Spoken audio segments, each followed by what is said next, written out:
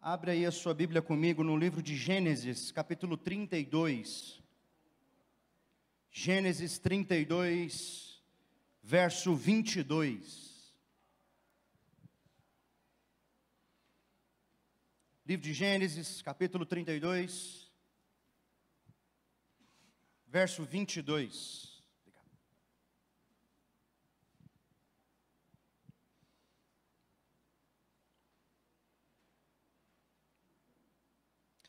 Diz assim a palavra: naquela mesma noite, Jacó se levantou, tomou suas duas mulheres, suas duas servas e seus 11 filhos, e transpôs o val de Jaboque.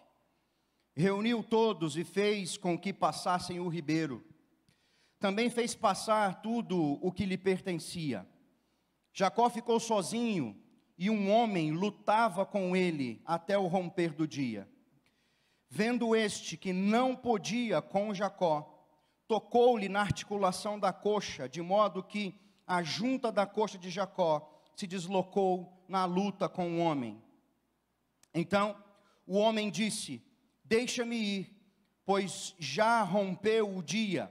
E Jacó respondeu: não o deixarei ir, se não me abençoar. Então o homem perguntou: como você se chama? E ele respondeu: Jacó. Então disse: seu nome não será mais Jacó, e sim Israel, pois você lutou com Deus e com os homens, e prevaleceu.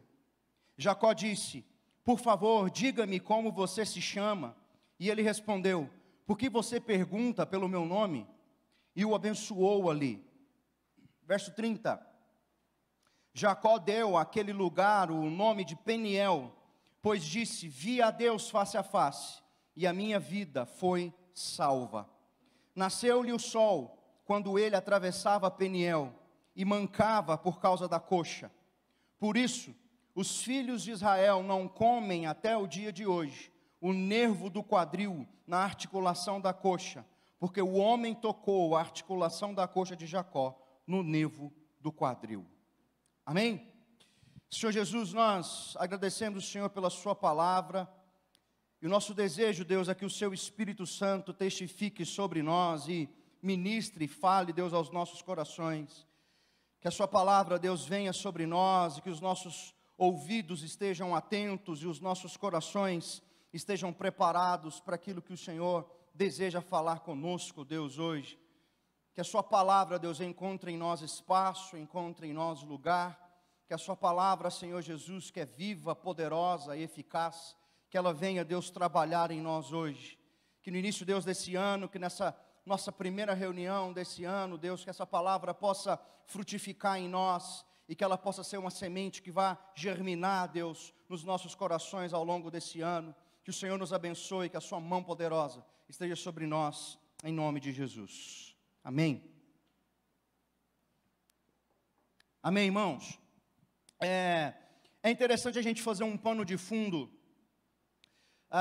sobre Jacó, sobre a história de Jacó, até nós chegarmos nesse ponto crucial e importante da história desse patriarca.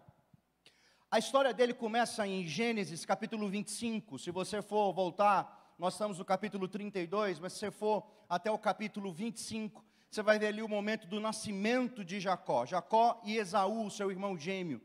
E Esaú nasce primeiro. Então ele era o primogênito, era ele que tinha o direito da primogenitura tão importante naquela cultura.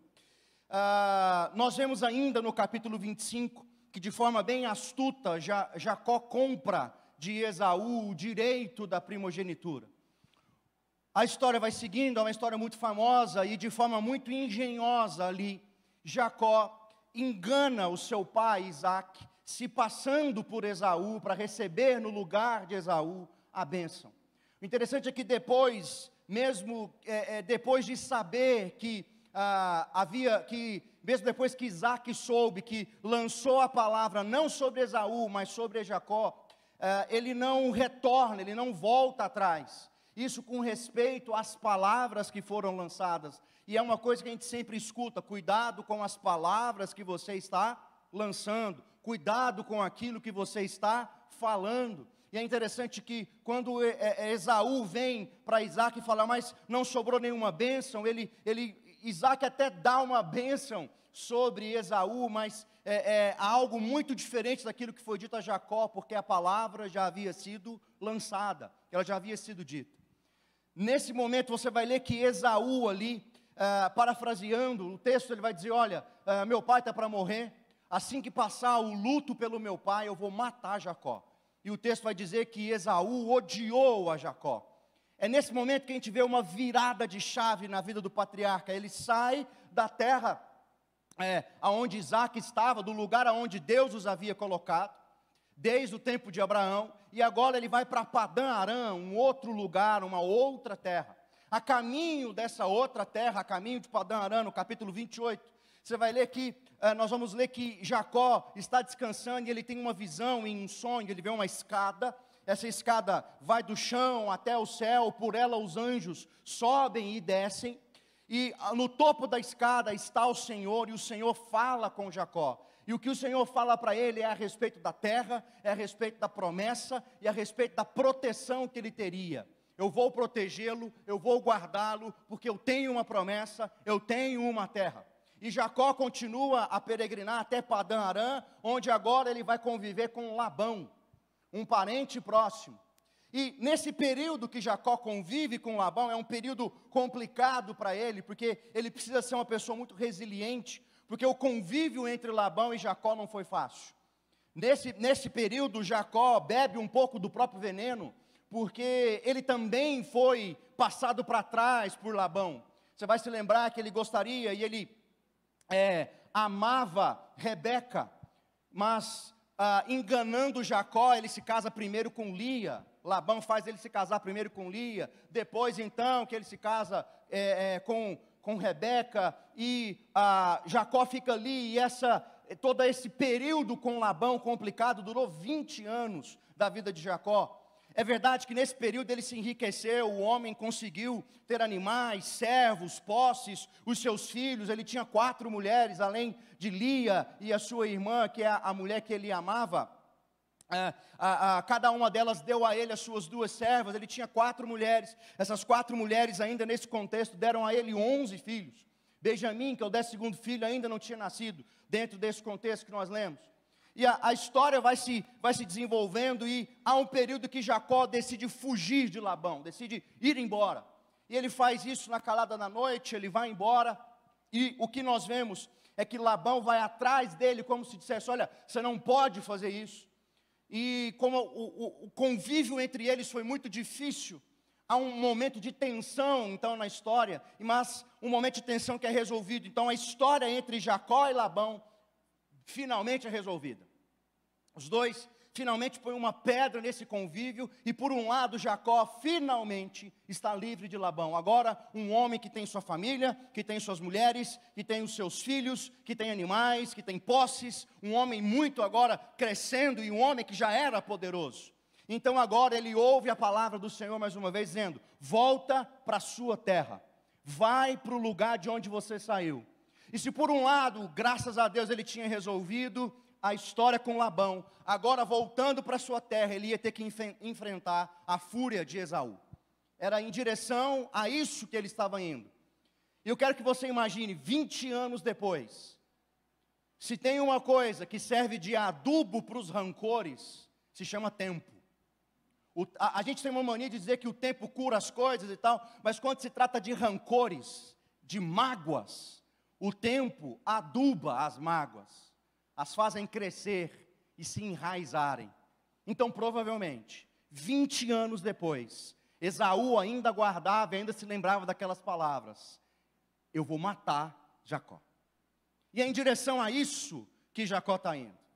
No capítulo 32, no início, nós não lemos o início dele, mas no início do capítulo 32, Jacó está em direção a esse lugar, em direção a voltar à sua terra, prestes a encontrar seu irmão, ele manda seus servos irem até Esaú. Quando os servos voltam, isso está agora em Gênesis 32, 6, quando os servos voltam, eles vão dizer, ó, Esaú está vindo aí, e ele está vindo junto com 400 homens. E qual que é o pensamento então agora de Jacó diante disso? Ele vem, me destruir.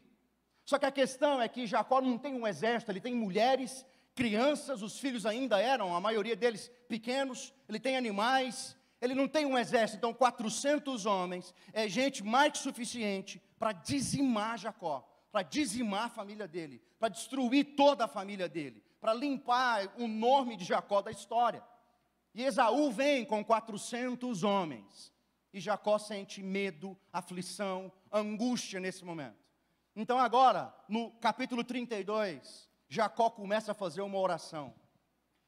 E a oração dele começa de modo interessante, porque ele diz assim: ó Senhor, Deus de meu pai Abraão, Deus de meu pai Isaque. E ele para. Ele não diz, Senhor, Deus de Abraão, Deus de meu pai Isaque, Senhor, o meu Deus. Não, ele não diz isso. Ele para. Ele fala, o Senhor, Deus de Abraão, Deus de Isaque, livra-me. Eu sei que eu não mereço ter as coisas que tenho. Eu sei que quando eu fui para Padã Arã, passei por aqui apenas com o meu cajado. Agora eu estou voltando cheio de coisas, com família, com animais. Eu sei que eu não sou digno da sua misericórdia, mas ele faz um pedido: livra-me do meu irmão Esaú. Livra-me dele. Mas o interessante é que a oração dele é a oração de alguém que não conhece o Deus para o qual está orando. Por mais que ele teve experiências, por mais que ele sabia sobre Deus, e esta é uma lição para nós, o quanto sabemos sobre Deus, e o quanto realmente conhecemos de Deus, isso é uma outra lição para nós. Ele teve experiências, ele sabia quem era o seu pai Abraão, ele conhecia a promessa, ele sabia daquilo que estava sobre o seu pai Isaque, ele sabia daquilo que estava sobre ele, ele teve experiências com o Senhor, ele viu o Senhor, ele ouviu o Senhor, mas quando ele vai orar, ele não reconhece aquele Deus como o Deus dele, ainda ele não conhecia o Senhor plenamente. Então, nós chegamos no verso 22, que foi o texto que nós começamos a ler, quando Jacó agora, diante da ameaça de Esaú, ele pega tudo que tem, pega a família e faz eles passarem o que o texto chama de Val de Jaboque. Jaboque é um rio, esse rio é um afluente do rio Jordão. E existiam alguns espaços desse rio, alguns lugares, onde era raso o suficiente, e a água era tranquila o suficiente, de modo que você conseguia atravessar o rio. Então era um lugar que era fácil de você passar os animais, passar mulher, passar as crianças, e esses lugares eram chamados de Val. Então, Val de Jaboque é um lugar seguro para você poder fazer essa travessia do rio.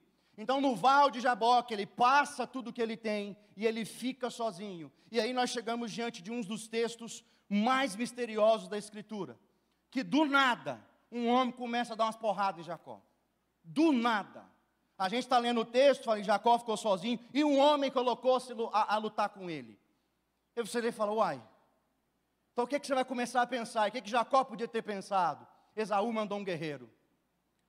Será que não é o próprio Esaú que está lá, que alcançou Jacó e que viu Jacó sozinho? Vou me aproveitar agora. Mas não, você começa a ver e a entender o texto, e Jacó não está lutando com um homem qualquer. O que nós temos aqui acontecendo em Gênesis 32... é o que a gente chama de teofania. Jacó estava lutando com o próprio Deus. Isso fica claro no texto. Isso fica claro porque o próprio Deus diz isso. Estou trocando o seu nome, porque você lutou com Deus. Jacó depois fala, via Deus face a face. E o profeta Oséias, no capítulo 12, falando desse momento, vai dizer, Jacó lutou com Deus. E o que nós temos aqui, nós estamos diante de uma teofania. O que é isso? Uma teofania?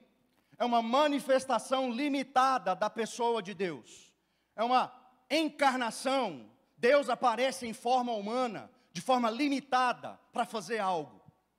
E você já viu isso acontece outras vezes no Velho Testamento. Você vai lembrar, num texto também de Gênesis, quando Abraão está fora da tenda, no momento mais quente do dia, e ele vê 3 homens. Quando ele vê esses 3 homens, ele não reage de maneira como se fossem viajantes quaisquer, ele se dobra, ele oferta a esses homens comida, ele faz um banquete a esses homens estão indo em direção a Sodoma e a Gomorra, para destruir lá, e um desses homens é o anjo do Senhor, um desses homens é Cristo encarnado, porque toda teofania no Velho Testamento diz respeito à pessoa do Filho. Então, quando você vê algo desse estilo, algo dessa maneira, nós estamos falando de Cristo. E aí o texto fica mais maluco ainda, porque um cara apareceu para dar umas porradas em Jacó. E quem é esse cara? Jesus. O texto fica louco. Você lê e fala, meu Deus. Quando você entende isso, você vai falar, Jacó está lutando com um rapaz, um homem misterioso. Quem é esse homem? Jesus. Aparece lá e está dando umas porradas no Jacó. Agora, o que é mais estranho é que o próprio texto de Gênesis diz, e o homem não podia prevalecer contra Jacó. Não é estranho só o fato de ser Jesus no meio da briga. É estranho o fato de Jacó estar ganhando de Jesus na briga. É isso que o texto diz. E fica mais esquisito. Jacó está brigando com Deus. E ele está vencendo. Amém? Amém. É esse o texto. Está lá, a porrada comendo, e Jacó está ganhando de Jesus. Certo? Mas houve um momento na briga, em que aquele homem toca na articulação da coxa de Jacó. Toca mais ou menos nessa região do quadril. Desloca a coxa de Jacó. Então, nesse momento, a briga ganha outro patamar. Nesse momento, a briga acaba. Jacó se agarra ao homem e diz, me abençoa. Você não vai embora enquanto você não me abençoar. Então, aquele homem é abençoado naquele lugar. E dali para frente, nós temos outro Jacó, outra visão de um outro homem, que foi abençoado por Deus naquele lugar. E ele chama aquele lugar de Peniel, porque aqui eu vi Deus face a face. E a minha vida foi mudada, a minha vida foi salva, ou a minha vida foi preservada, dependendo da versão que você tem. E é em cima todo esse quadro, que nós vamos entender algumas coisas nesse texto, que o Senhor tem para falar conosco. Amém? Até aqui você me entendeu? Então, em cima disso que está acontecendo com Jacó, nós vamos entender algumas coisas. A primeira coisa importante, 4 pontos que nós vamos entender hoje. Primeiro ponto, primeira coisa importante. Jacó precisava enxergar a sua fraqueza e a sua pequenez. Era uma coisa que ele precisava ver. Ao longo da jornada de Jacó, ao longo da vida de Jacó, a força, a inteligência, a resistência, a sagacidade foram as coisas que mais se sobressaíram. Presta atenção, ele foi extremamente sagaz quando ele comprou a primogenitura de Esaú. Extremamente esperto, teve o timing perfeito, o cara está com fome. Esaú chega e fala, me dá isso aí logo, eu estou morrendo de fome. E, opa, ele tem uma coisa que eu quero, e eu tenho uma coisa que ele quer. O timing perfeito, sagacidade. Ele foi, no mínimo, engenhoso na forma como engana Isaac. Ele sai dali, ele se dirige a Padã Arã. Lá em Padã Arã, o convívio com Labão é muito complicado, mas ali ele mostra outras 2 características: força e resiliência. Resistência, capacidade de se adequar aos problemas. Labão trocou o trato com Jacó 10 vezes. E ele próprio fala isso, foi isso que, uma das coisas que motivou ele a sair daquele lugar. Quando ele vai falar com as filhas, ele fala, olha, por 10 vezes teu pai mudou o meu salário. Por 10 vezes ele mudou a forma como ele tratou comigo.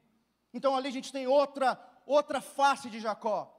Mas a verdade é que por boa parte da vida desse homem, a força dele, a resiliência dele, a capacidade dele, era o que fez ele sobressair, é o que fez ele viver, é o que fez ele ter as coisas que tinha, ser quem ele era. E agora, mais uma vez, ele está diante de um desafio, porque um doido apareceu para dar umas porradas nele. Ele está diante de um desafio, ele pode morrer ali. Mas o que acontece? Mais uma vez, ele está vencendo. Mais uma vez, a esperteza dele, a força dele, a resistência dele, estão se mostrando eficazes diante de uma situação. Mais uma vez. Então ele estava ali, ganhando a luta contra aquele homem. Mais uma vez. Olha, talvez eu não sei quem é esse homem, ele está tentando contra a minha vida, mas eu estou prevalecendo. Eu estou lutando bem. Mais uma vez, a minha força, a minha garra, a minha resistência estão dando bons frutos para mim. Até que o homem toca a coxa de Jacó. E naquele momento que ele foi tocado, naquele momento que ele foi ferido, aquilo era um sinal de misericórdia e benevolência da parte de Deus. É como se Deus estivesse dizendo para ele o seguinte: veja, você é fraco, você é pequeno, com um toque eu posso matá-lo, destruí-lo. Veja, você está lutando comigo, colocando toda a sua força, estou deixando você vencer, mas um toque meu te fez parar. Um toque meu mudou o jogo, porque você é fraco, porque você é pequeno. Jacó precisou enxergar a sua fraqueza e a sua pequenez. E isso tem um ensino para nós. Aqui tem algo para nós. É costume, talvez, nós passarmos a nossa vida nesse mesmo estilo, colocando Deus como algo a ser acionado quando alguma coisa dá errado na minha vida. E então eu vou vivendo na minha força, na minha sagacidade, na minha esperteza, e quando algo dá certo, aleluia, glória a Deus, o Senhor está me abençoando, as coisas estão dando certo. Mas quando algo dá errado, então Deus é acionado para resolver aquele problema. Ou Ele é acionado: o Senhor não está me vendo? Será que o Senhor, Deus, eu sou fiel, eu estou na igreja todo domingo, horas. Dou o dízimo certinho, faço lá as ofertas, vou na célula. Parabéns por fazer o mínimo. Mas a gente começa, quando as coisas começam a dar errado, a gente começa a colocar Deus em xeque. Porque na verdade, Ele é algo que deve ser acionado quando as coisas começam a dar errado. Porque para caminhar na vida, eu caminho em cima da minha própria força. Eu caminho com a minha sagacidade.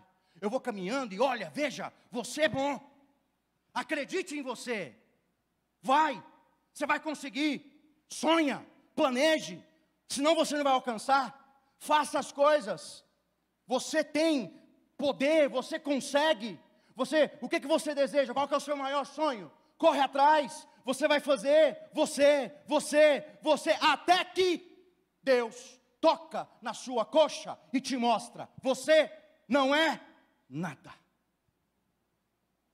Eu posso matá-lo na hora que eu quiser.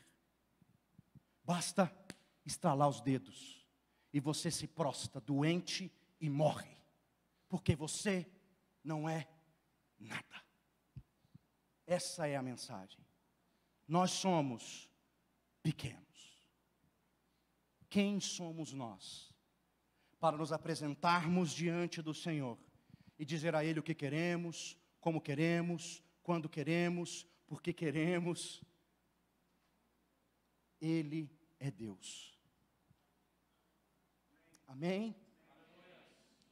Então, todos nós, eu e você, provavelmente você tem uma lista aí, o ano está começando. Você tem uma lista aí, não tem? Eu tenho. De coisas que eu quero ser, alcançar, fazer.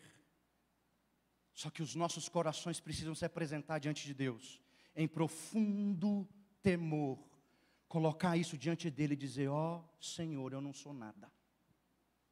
Isso é o que eu quero. Esse é o desejo do meu coração. Mas e tu? O que queres? Porque a qualquer momento o Senhor pode estalar os dedos e tudo pode mudar. E o jogo pode virar. É o Senhor que sabe das coisas. Tem um texto no livro de Tiago que reflete muito bem isso.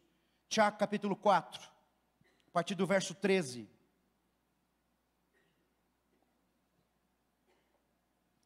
Tiago 4, 13.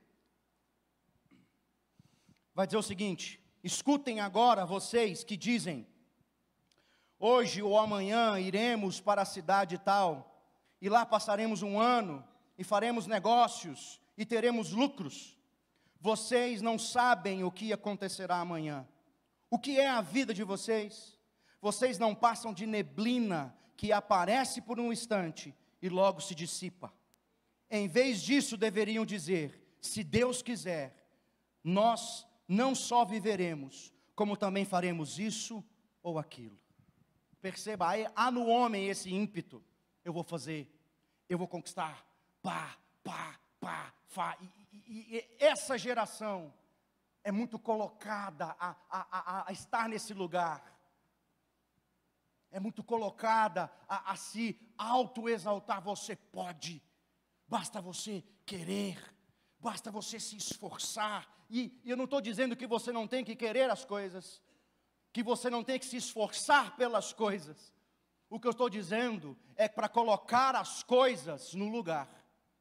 Deus não é nosso empregado, Ele é o nosso Deus.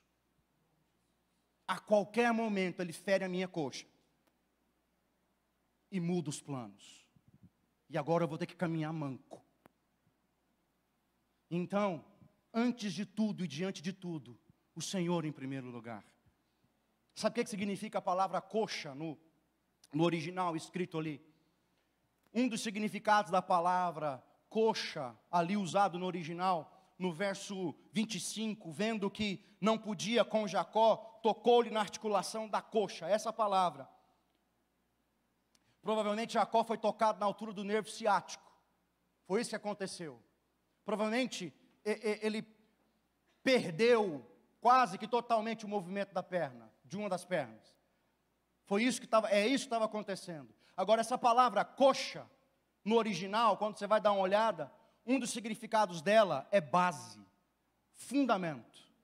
Então, nós podemos pensar o seguinte: onde Deus tocou em Jacó? Na sua base, nos seus fundamentos, mostrando para ele que algo precisava ser alterado. É como se Deus dissesse: Jacó, até aqui sua força, sua sagacidade, sua capacidade fizeram alguma coisa, mas daqui para frente suas bases estão alteradas. Você vai precisar caminhar diferente se você quiser entrar na terra que eu tenho para você.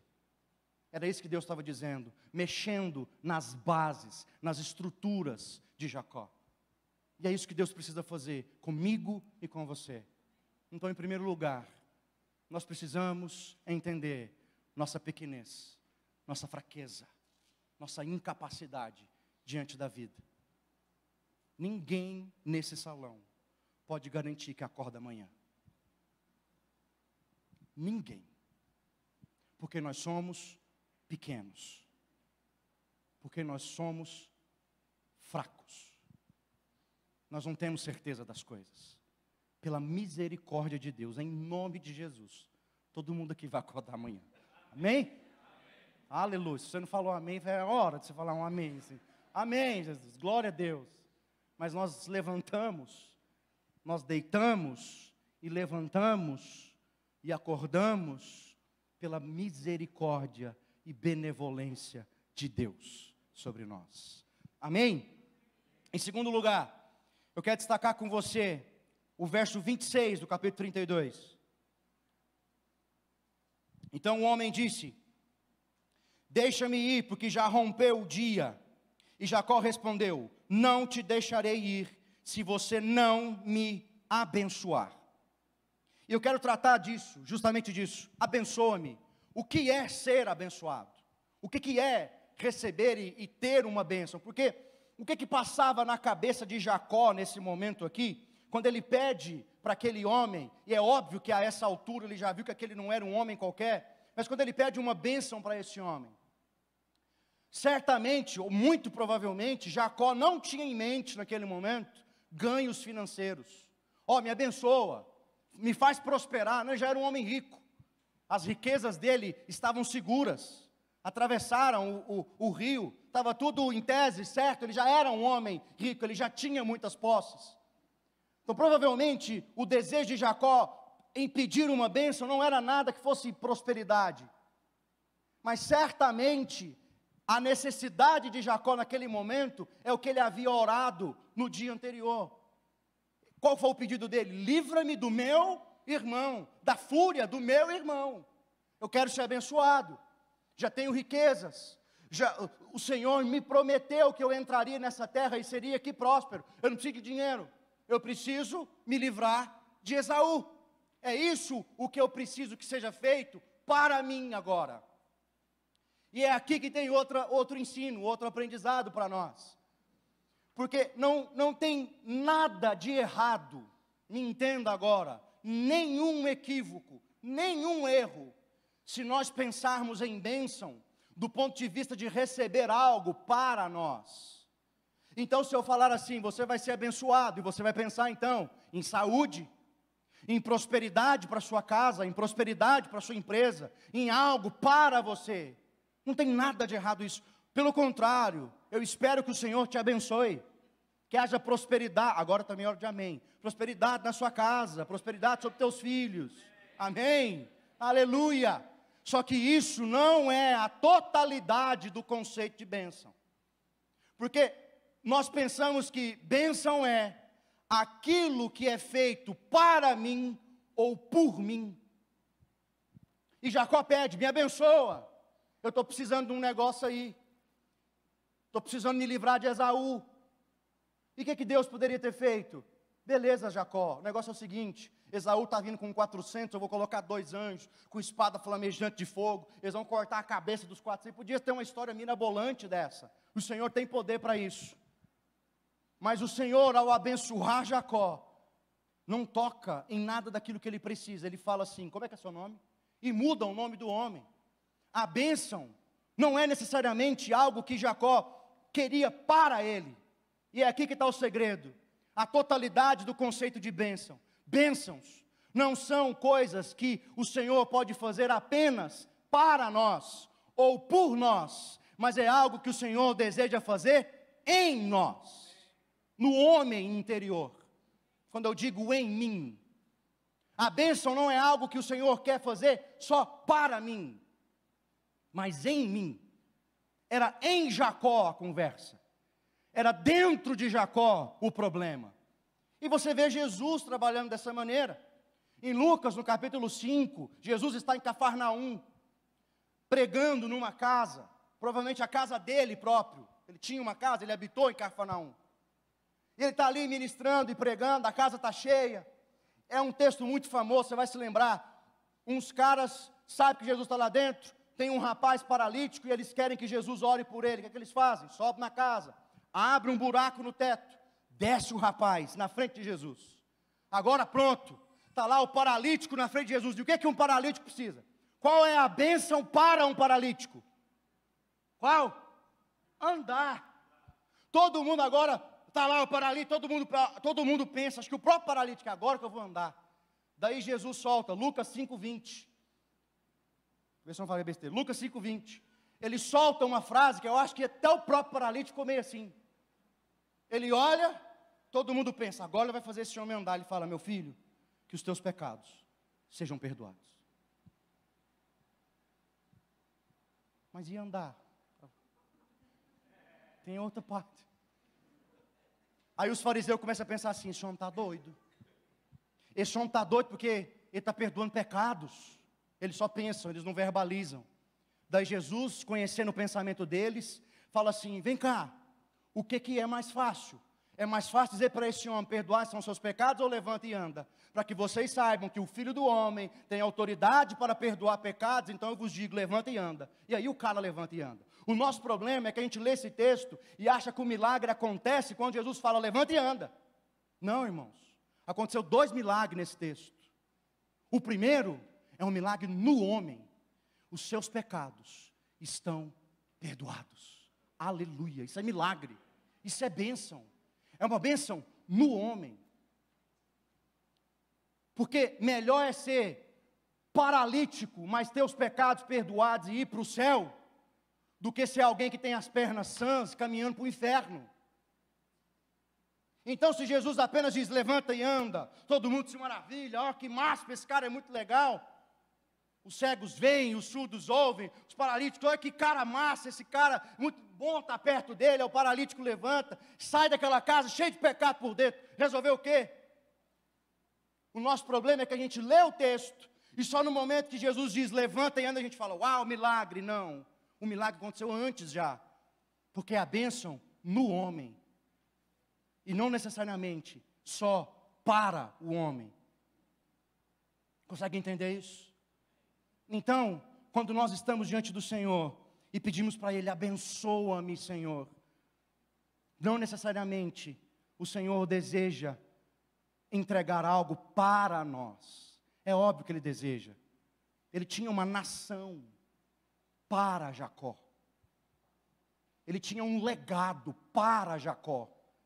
Mas ele precisava fazer algo em Jacó. Deixa eu te dar um exemplo. Às vezes você está aqui, Deus, eu preciso de um emprego, eu preciso ganhar 3 vezes mais do que eu ganho. Eu preciso muito de um emprego, Senhor, me dá um emprego, me dá um emprego. E Deus está aqui falando assim, eu vou te dar um emprego, depois que em você eu resolver sua avareza. Vamos resolver a avareza? Em você, aí eu te dou mais dinheiro. Consegue entender? Primeiro eu vou te tornar um homem generoso. Eu vou resolver a generosidade no seu coração. Aí eu te dou mais. Aí eu faço mais.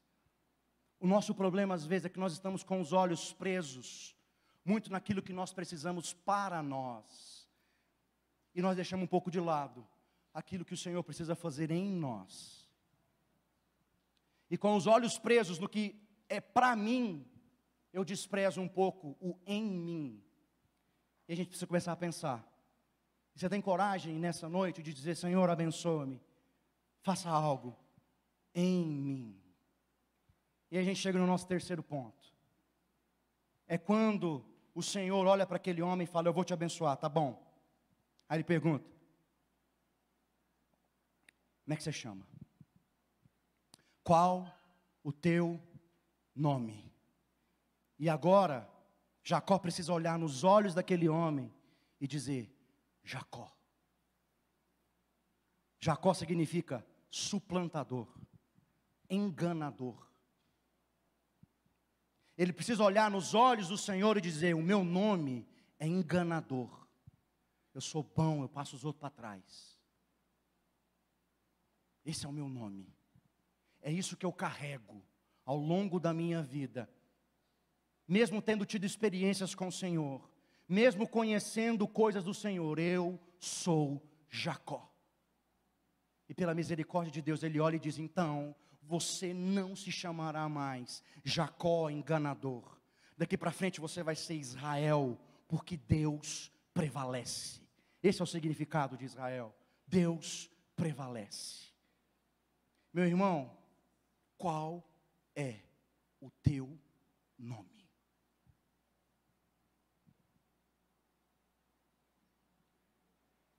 Dura essa palavra, mas essas palavras elas geram vida em nós. Há dias que essa palavra tem sido gerada em mim e eu me pergunto, Deus, e eu digo a Ele, esse é o meu nome. Qual o teu nome? Às vezes vai ter que se colocar hoje diante de Deus e falar, Senhor, eu estou aqui e o meu nome é mentira. O meu nome é avareza. O meu nome é inveja. O meu nome é maledicência. É, Deus, eu falo mal dos outros. O meu nome é rancor. O meu nome é ódio. O meu nome é ira. Qual o teu nome? Você tem coragem hoje de se colocar diante de Deus e dizer, Senhor, o meu nome. Esse é o meu nome. Para que o Senhor possa olhar para você e dizer, então daqui para frente, você não vai ser mais esse rancoroso que você é, esse maledicente que você é, esse avarento que você é. Eu vou trocar o teu nome, eu vou mudar essa sua história. Ah, irmãos, isso vale muito mais do que fazer uma listinha de início de ano e querer que o Senhor avalize ela. Vale muito mais. É chegar diante dele e dizer, este é o meu nome. E por último, para a gente encerrar, famoso escritor A.W. Tozer, falando justamente desse período da vida de Jacó, desse momento, desse episódio da vida de Jacó, ele vai dizer hoje o seguinte, que Jacó foi vencido por Deus, mas a sua derrota resultou em grande vitória.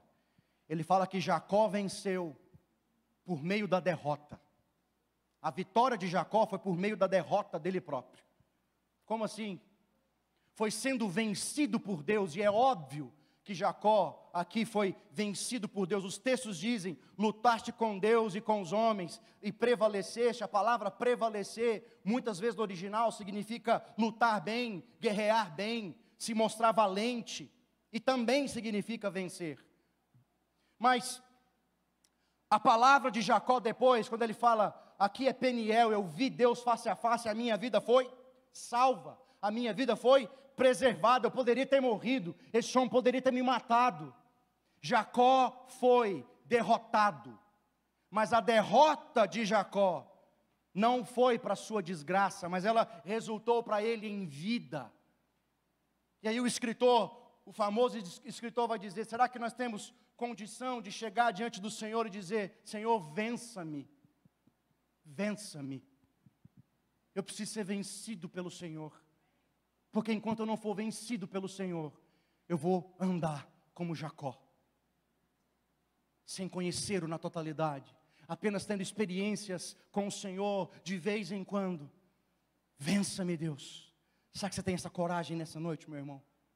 Não só de se posicionar diante do Senhor, não só de dizer para Ele qual o teu nome, não só de mostrar para Ele aquilo que está realmente dentro de você, mas dizer para Ele, Senhor, diante de tudo que eu sou, vença-me, para que enfim, por meio dessa minha derrota para o Senhor, eu tenha então plena vitória, porque nas mãos do Senhor eu sempre serei esse vitorioso. Você pode ficar de pé no seu lugar, meu irmão?